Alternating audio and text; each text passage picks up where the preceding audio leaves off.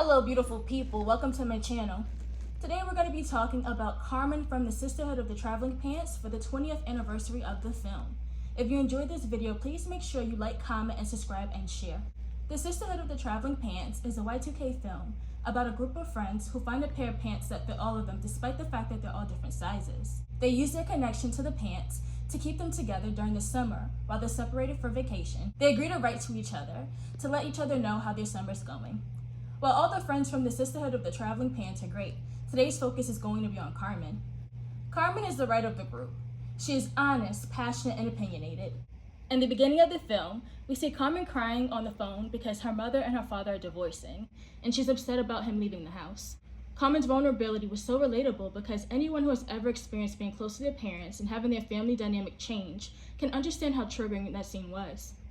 Carmen's storyline showcased what it feels like to hold out hope that a parental figure will return to your home, but they're not coming back.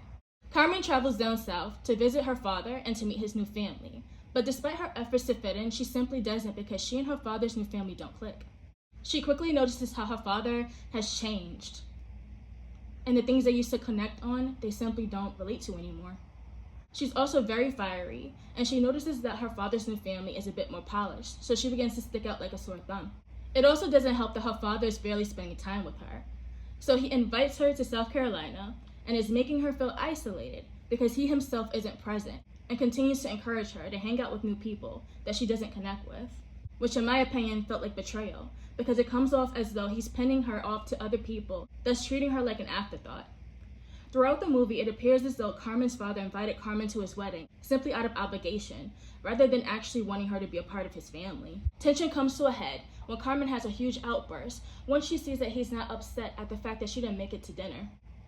The image of his new family frustrates her so much that she picks up a brick and throws it at a window at their house, which is completely out of character for Carmen. It doesn't help that Carmen is plus size and none of the dresses at the bridal shop her stepmother took her to fits, which makes her feel insecure. Those woman at the store continues to praise the fact that Carmen's stepsister is smaller than her. So Carmen gets upset, which is completely understandable. Eventually, Carmen travels back home to her mother because her family's constant rejection of her is hurting her self-esteem. She calls her father to let him know how he's been making her feel, and after an emotional conversation, he agrees to do better, which in my opinion, he should have done from the beginning. Like, why even invite Carmen, then push her to the side? What was the point?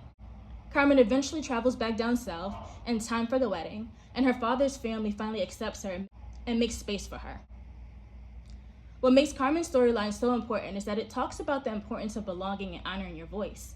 Carmen learns that she has a right to belong in the world around her, and that she shouldn't have to shrink herself to fit in. And also because she's vocal, her father is able to acknowledge that he's been rejecting her, and he agrees to do better.